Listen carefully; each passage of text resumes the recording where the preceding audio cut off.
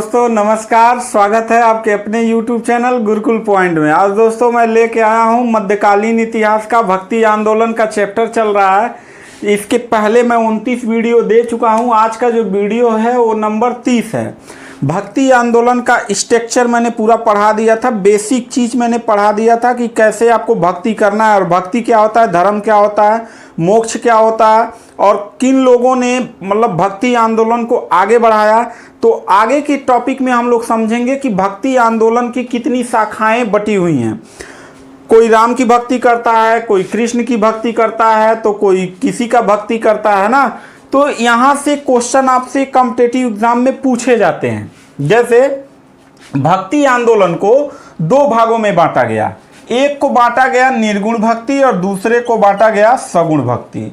अब देखो निर्गुण भक्ति क्या है और सगुण भक्ति क्या है, यानी कि भक्ति के दो रास्ते बताए गए थे, एक भक्ति आंदोलन एक सूफी आंदोलन, यानी एक निर्गुण भक्ति और एक सगुण भक्ति। यानी ऐसे संत जो मूर्ति को बैठा के उसकी पूजा करते हों और एक ऐसे संत हुए कि जो किसी भी मूर्ति का विरोध करते थे। वो मानते थे कि ईश्वर जो है मूर्तियों में नहीं है, वह अदृश्य है, निराकार रूप है, तो उसे निर्गुण भक्ति के अंतर्गत रखा जाता था। और ऐसे संत जो मूर्ति की पूजा करते थे तो उन्हें सगुण भक्ति के अंतर्गत रखा जाता था। यहाँ कह दें मूर्ति, तो इस सगुण भक्ति शाखा के जितने संत हुए वह सगुण भक्ति में मूर्ति की पूजा किए हैं तो उन्हें सगुण भक्ति कहते हैं। और ऐसे संत जो मूर्ति पूजा का विरोध करते हैं, यानी ईश्वर क्या है, निराकार है, उसका कोई आकार नहीं है, तो उसे निर्गुण भक्ति कहते हैं। ठीक है, तो आपसे क्वेश्चन पूछा जाएगा कि निम्न चार में से कौन सा ऐसा संत है जो निर्गुण भक्ति से संबंध रखता है, कौन सा ऐसा संत है जो सगुण भक्ति से रखता है। और इस निर्गुण भक्ति को भी दो शाखाओं में बांटा गया है। जैसे देखो, जो कबीरदास थे क्या मूर्ति पूजा पे विश्वास रखते थे? नहीं, वो मानते थे एकेश्वरवाद को, और वो मानते थे ऐसा भगवान है कि जिसका कोई आकार नहीं हो, निराकार है। ठीक है, और ऐसे ही देखो कुछ ऐसे संत निर्गुण भक्ति में आए, जैसे इस्लाम में ले लो, तो इस्लाम में क्या किसी का मूर्ति रहता है मस्जिद में? नहीं रहता है। वो क्या, वो निराकार रूप मानते हैं, एकेश्वरवाद को मानते हैं। बात समझ रहे हैं नहीं? और कुछ ऐसे संत हैं जो राम की मूर्ति बना के पूजा करते हैं, कृष्ण की बनाते हैं। बात समझे? तो निर्गुण भक्ति को भी दो शाखाओं में बांटा गया है। एक शाखा में बांटा गया जिसको कहा जाता है ज्ञानाश्रयी शाखा या संत काव्य धारा, यानी ऐसे संत हुए निर्गुण संत जो मूर्ति की पूजा नहीं करते थे, लेकिन जो संत थे, जो काव्य लिखते थे, जो ग्रंथ लिखते थे, उसमें ज्ञान भरा रहता था, इसीलिए ज्ञानाश्रयी शाखा के कवि कहा जाता है, जिसको संत काव्य धारा के नाम से जानते हैं। जैसे कबीरदास हो गए, ये भी मूर्ति में विश्वास नहीं रखते थे, मानते थे कि ईश्वर क्या है, निराकार रूप है। रैदास को रविदास भी कहा जाता है। गुरु नानक देव को, क्या सिख धर्म में कोई मूर्ति की पूजा होता है? नहीं होता है। वहां पे जो ग्रंथ होते हैं वही ग्रंथ जो है क्या किया जाता है, पढ़ा जाता है ना, गुरु ग्रंथ साहिब। दादू दयाल देखो, ये भी मलुकदास और सुंदरदास। तो क्वेश्चन आपसे पूछेगा कि गुरु नानक देव किस शाखा के कवि थे? ऑप्शन में दे देगा ज्ञानाश्रयी शाखा, प्रेमाश्रयी शाखा, राम भक्ति शाखा, कृष्ण भक्ति शाखा। तो बबुआ ये कौनों कृष्ण भक्ति राम भक्ति शाखा में विश्वास नहीं करते थे। बात को समझो, मानते जरूर थे लेकिन उनकी मूर्ति नहीं मानते थे। वो क्या मानते थे कि निराकार है, ईश्वर कैसा है, निराकार है। तो कौन कौन लोग? कबीरदास, रैदास, नानक, दादू दयाल, मलुकदास और सुंदरदास। और उसी में एक प्रेमाश्रयी शाखा बटा था निर्गुण भक्ति में, जिसको सूफी संत काव्य धारा कहा गया।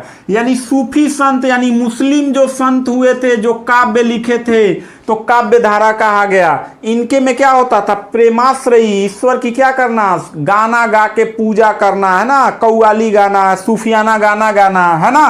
तो इसमें कौन कौन से थे? मलिक मोहम्मद जायसी, मुल्ला दाऊद, ईश्वर दास, कासिम शाह, मंझन, शेख नबी और चिश्ती संप्रदाय के जो लोग हुए हैं, वो लोग जो सूफी संत का वीडियो मैं दे चुका हूं। ठीक है, इसके बाद देखो, इसी में से पहला आपने समझ लिया निर्गुण भक्ति, दूसरा आप समझेंगे सगुण भक्ति। जो लोग किसकी पूजा करते थे? मूर्ति का। किसका? सगुण भक्ति वाले जो संत थे किसका पूजा करते थे? मूर्ति का। उसमें भी दो शाखा बट गई थी बाबू। एक शाखा बट गया था राम भक्ति शाखा और दूसरा बट गया था कृष्ण भक्ति शाखा। यानी ऐसे संत जो भगवान राम की पूजा करते थे, तो राम भक्ति शाखा किस भक्ति के? सगुण भक्ति के दो शाखा बटा राम भक्ति शाखा में राम की पूजा करने वाले, यानी किसकी पूजा करेंगे? राम का। और कृष्ण भक्ति में किसकी करेंगे? कृष्ण का। ठीक है, सब लड़का लोगों को यह भगवान बिगाड़े हैं। ठीक है, कृष्ण भगवान और राधा, सब माँ बाप बचपन में अपने लड़के को कृष्ण और राधा बनाना चाहते हैं, और जब बड़ा होने के बाद कृष्ण और राधा के गुण आने लगते हैं तो वही बच्चे प्यारे नहीं लगते हैं। ठीक है, चलो सब लड़का लोगों को ये भगवान बिगाड़े हैं। चलो देखो, राम भक्ति शाखा के, तो राम भक्ति शाखा के जो कवि हुए हैं, सबसे फेमस जो हुए हैं, वाल्मीकि हो गए, तुलसीदास हो गए। तो पूछेगा कि तुलसीदास किस शाखा के कवि हैं? तो राम भक्ति शाखा के कवि हैं। तुलसीदास हो गए, वाल्मीकि हो गए, रामानंद हो गए, नाभादास हो गए, केशव दास हो गए, नरहरि दास हो गए, अग्रदास हो गए, ईश्वर दास हो गए। सब दासे लोग हैं, समझे। कृष्ण भक्ति में आ जाओ बाबू, इनके बहुते संत हुए हैं। यहाँ तक कि कृष्ण की भक्ति में कुछ मुस्लिम संत भी आए हुए हैं। देखिए, सूरदास, बचपन के काव्य इन्होंने बहुत शानदार कृष्ण का लिखा है। मीराबाई, रसखान, रहीम, नरोत्तम दास, श्री भट्ट, कुंभन दास, ये सब किस शाखा के कवि हैं? कृष्ण भक्ति शाखा के कवि। क्वेश्चन कैसे पूछेगा? ये सिर्फ एक चार्ट मैंने बनाया है। पूछेगा, ऑप्शन दे देगा, चार संतों का नाम दे देगा, पूछेगा किस भक्ति के हैं ये, सगुण भक्ति के हैं कि निर्गुण भक्ति के हैं। ठीक है, सब निर्गुण भक्ति में किस शाखा के कवि हैं? ज्ञानाश्रयी शाखा के हैं कि प्रेमाश्रयी शाखा के हैं?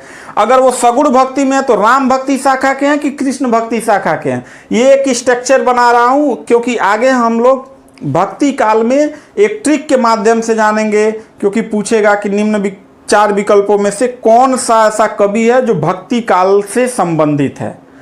बात समझ रहे हैं? भक्ति काल से।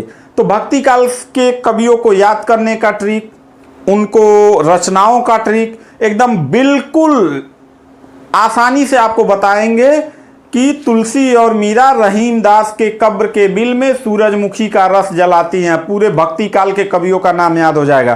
तो मिलते हैं नेक्स्ट वीडियो में, तब तक के लिए थैंक यू, धन्यवाद।